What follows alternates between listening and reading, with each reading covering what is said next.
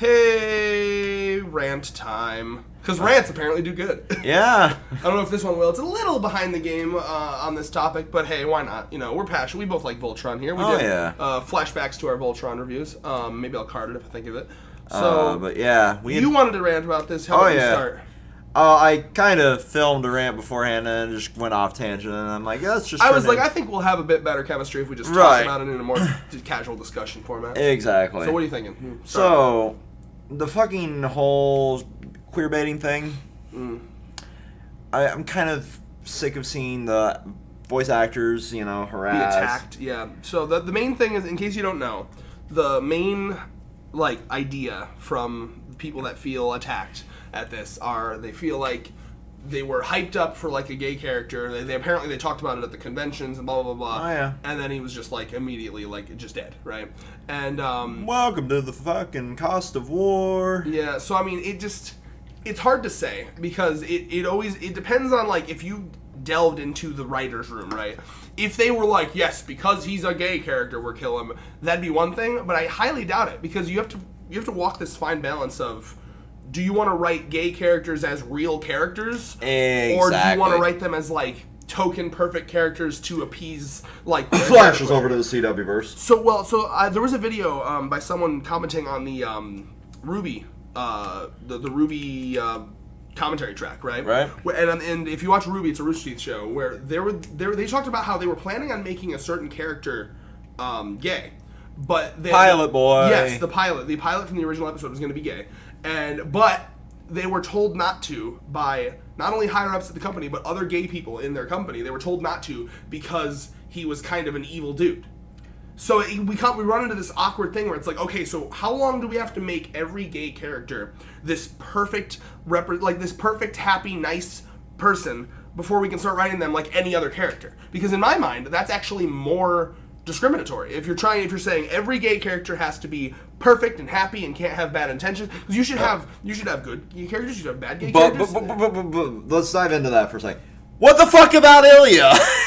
Right, well, we don't want to go into Ruby too. I guess this will just be queerbaiting in general video. Right. So, but yeah, and again, if you watch Ruby, Ilya is a character that was introduced, and the first thing she does is try to murder her childhood friend's parents. So I don't understand the hypocrisy there. But my thing is, I don't like this idea that when you're writing a gay character, you have to be it's almost can you imagine if you're writing something and it's okay, we want to put a gay character in just because we want to, because we're cool like that. But we got to be careful because if we write it a certain way, people will be mad and call us homophobic, right? So it's here's the thing. If you're writing, take gay, straight, black, white, take it all out, right? And just say you're writing a character, right? When you're writing characters, things happen to characters. This character's parents died. This character died in war. This character's arm got cut off, right? So when you're making characters, that you just assign those to certain characters. That's how writing works. But all of a sudden, if it's a gay character, you have to be careful. No, nothing bad can happen to this character because they'll take it as bad. It's just absurd. Now it'd be one thing. I understand that in the past there has been issues where gay characters in other shows have been just talked about in the background, not alluded or not expanded upon. In those situations, sometimes it is clear that they're specifically trying to be look, we have gay characters, but we're not mentioning. For a good example is, I don't like what J.K. Rowling did with Dumbledore. Right. She's kind of trying to play both sides, where she's oh, by the way, he was gay, but there was never any clues to that. There was never anything in the movies for it, right? That I can understand being mad about. Now, I don't think mad to the level of threatening or anything. That's a little ridiculous. But right. I understand being that's a little scummy there, J.K. But with this, it's just not only is Shiro. He is a gay character, right, and it is, you know what I mean, and I assume that'll be expounded upon more and more through flashback. And I think that they just wanted to write. I don't think it was I don't think they were "Mwaha, we'll say we're gonna have a gay character, and then we're gonna kill him." I think it was more hey, Shiro's a gay character, and it's gonna be a really interesting. We're gonna use his relationship as a struggle, where he's gonna be sad because he left the love of his life to die. And if anything, that's... Here's what I really think about here, and this is what I touched about in the video that I recorded. That gave weight to him choosing to leave, because in the flashback we saw, the ultimatum, the classic ultimatum that's been throughout relationships from the dawn of fucking time. Me or them? Me or your career. Oof.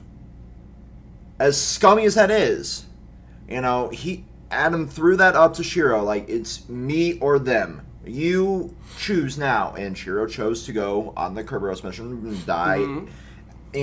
Die. And now you have Shiro paying for that. Yeah, and he might feel like he might to feel Adam, like it's his fault, Shiro could have been fucking dead because he was presumed dead on that mission. So how the fuck do we know Adam didn't move on throughout the years that they've been away? Mm-hmm. And if you don't think that that's beautiful and powerful, like that's probably more beautiful and powerful than just if they were just a happy couple in the show. You know what I mean? Like they're showing like legitimate like relationship struggles, just like any other relationship that would be written in any other show. Exactly. And like Shiro coming home, being shown the memorial wall, he died fighting for his, planet. He died in war. Like, that is the ultimate sacrifice to a fucking soldier. Now, that is the ultimate honor to a soldier. Agreed. What I will say is, this is where I can agree slightly, I think that he should have gotten more screen time and more character development, because this just goes to general writing though. This has nothing to do with him being gay or not for me. To me, this is just good writing or not good writing. He should have been more developed. Oh yeah. In order to make me feel for a character, or in order to make this feel like a big deal, he should have been more developed. The relationship should have been more developed. Maybe we should have seen like flashbacks of his daily life with him, and I think that maybe would have alleviated some of this controversy as well. But what it comes down to is you're allowed to be disappointed. You can be disappointed if you want, but don't fucking send death threats to people. Don't make it so that the voice actress of Pidge feels like she has to cancel con appearances because she's scared for her life. That is true, by the way. That's a thing that happened. Look up her Twitter. Like, it's ridiculous. You'll have to scroll a long fucking way. Yeah, or just Google it. You should probably find news articles with it. But it's just absurd. Like, if you are a group that has been oppressed for so long, and we understand that, and it's awful. But how does it make it right to oppress back? How does it make it right to make people feel fear for their lives because a fucking show didn't do something you wanted to do? Like, and I think that's my thing. I think a lot of this has to do with how they handle shows at Netflix and on television. I'm not saying like they're completely faultless. I think they shouldn't have hyped it too much. They shouldn't have it should have just been a thing that happened. That's the other thing too. If you hype it, if you're pushing it like it's marketing, that's fucked up too. It should just be a show. But like I was saying, I think this is a lot of how television in general handles it. They have a set amount of time to have a lot of this content come out. So what probably happens if they do continue to release it on DVD, Blu-ray, whatever, because I've seen season 1 and 2 floating around Walmart. If they continue to do those, I'm assuming there's going to be like deleted scenes. There might be more on that that was on the cutting room floor, sadly, because they have to fit a specific time slot, just like any other show does. Unfortunately, Netflix still has that set like 30-minute 28-minute with your commercial break, even though there's no commercial there. Right. And I mean, and it's the same thing with like the CW verse. They handle like their LGBT as the token, and that's not the way to handle it. And that's what a lot of people felt, that they were doing the same thing here, which clearly isn't the case, because there was at least some character to it. There was some character of the relationship struggles. There was some character there to where they actually touched on like this is a natural fucking relationship instead of, hey everyone, we're the perfect, nothing can be wrong with our relationship, we're perfect. Exactly. Look at us, we're here, we're fabulous. No, you don't write a fucking character like that. Get the fuck out of here with that shit.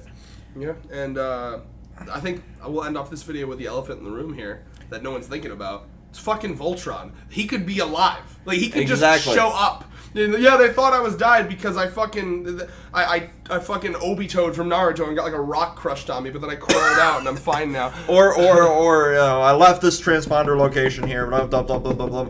Hey, look, I'm pulling the mat. So he could totally, and that might be the irony of this. Like, I could see the writers having this situation where like they know like he's fucking alive, and people are like, I could totally see that. Or down. The other elephant in the room, fucking Pidge. Pidge is fantastic. But like, if there's ever been a better fucking representation of like gender non-conforming, show me one. What are people mad that she's not literally like what was it that people were mad about that it didn't go far enough, or like what was they mad about, like that she didn't literally go and like get a surgery to fucking change her gender? I have no idea there. I didn't dive that far into the cancer of the fandom. No, but or maybe that I don't know, man. I thought that was fantastic, because like I've talked to women that feel that way. You know, I was just talking to, I won't say names obviously, but like a woman that I hung out with a couple weeks ago that I've had a crush on since middle school. You know the one. You know, she was telling me about you know, because like one of the things that she gets really worked up about is that her parents, her friends, her family, they will, you know, like if there's like maybe like a little bit of arm hair, you know what I mean? Like people will point that out and be like see that as like that's like a disgusting thing, right? Now let me clarify. I've seen protesters that like go out there and like, look at my armpits, there's hair. It's like, okay. Oh, I've seen the rainbow ones too. You know, that's just disgusting. Not because you're a woman, but because you're showing people your armpit hair. I don't care about your armpit hair, but like with her, it's like she feels like, you know, it's this idea of you have to be pretty, you have to wear dresses, you have to do that, and a lot of people's parents specifically still follow that. You know, like her parents would be pushing her for that. So like, I like that I think they really showed that through Pidge really well, where Pidge never felt like that was kind of her, you know, and she just fucking blended in. Everybody. You know, basically thought, oh, there's just another dude here. Yeah, and I thought I love it, man. I love it. You called it out immediately. That's a girl. Yeah, well, I have a good sense for that because I've watched a lot of anime and I've seen a lot of traps. Oof, that's a bad word. Okay, it's a anime word. The anime community founded it, and it is ours, and we own it. Oof. We're allowed. I use it in not a bad way. I find it funny. I think it's a funny thing. Like, and I only flashes over to Astaful. Edit that up. By the way, I only use that word in the context of anime characters. I've never used that for a real life person ever. Exactly. It's only ever for fictional drawn characters that I use that, because I use it as the author is literally making you be like, hey, what gender is it? You don't know. You know, that's why I use it. So don't fucking call me out. The last time you called me out on some shit, like, oh, you might hurt someone's feelings, I had a huge fucking comment argument with that guy about it. Like, you enabled that guy in the comments. Like, hey, I can't. You know what? I am triggered by this. Let me just fucking type the. So yeah, fuck you, David. I love you, but fuck you. Final thoughts. Just don't be a fucking cancer fandom. Yeah, you know, hey, and also if you are, you know, oppressed, if you are hurt, you know, don't hurt back. I don't understand how you think that doing the same thing back is going to fucking ever help your case. It makes, you know, just the argument of like, oh look, they want everything. That you see so much on social media. They want everything, and then more, and more, and more. Show that you're the better person. Like, you know, like you have to go out there and be like, literally like, look, we're better than you. Because you can make that argument. Like we are the ones that have been hurt, and we're not going to hurt back. We're not going to say that, like, we just want inclusion. We don't want to take over. Like, I think that some people get like antsy about like, oh, they're going to, like, in fact, take a look at our comments on the Crunchyroll video. I had a comment that said, "Make America straight again," you know, and fucking please don't attack anyone. You know, don't fucking seek him out and attack him. It's fine. I had a little dialogue with him trying to figure out what his issue there was, and it was a strange dialogue to say the least. But you know, like there are people out there that instead of just seeing it as people that want to be included, they see it as people that want to fucking take over. Like, oh my god, it's a communism hostile takeover. You know, like it's human history. Making the freaking frogs gay. Anyone that's different is gonna be like, oh, they're gonna take over our lives. Like, no, just so yeah. Yeah, exactly. Like that's the issue that we've had with this whole fucking thing. I dove into the Tumblr side of things, and I immediately wanted therapy. Yeah, just try. It goes back and forth, right? Like the problem is no one can find balance. Like some sides. This side attacks back, this side attacks back. I just wish we could come to some sort of agreement. Obviously, that's pipe dreams, of course. But, like, my thing is just I always end these off with, don't become what you hate. Exactly. You know what I mean? Like, don't start attacking white straight men because, by the way, both of us, David and I, are white straight men, and we could not be more supportive of your cause. And, you know, I think it's absolute horseshit what's happened to the gay community, and but, you know, it makes it harder to fight for that when I see shit like, yes, all white men are the problem, we should just scourge them from the earth. I'm like, wow, you know, that really makes me want to fight for you less. And have you ever considered that you might be creating your own enemies as well? Like, if you're going out there saying, fuck white men, they might be like, well, fuck you too.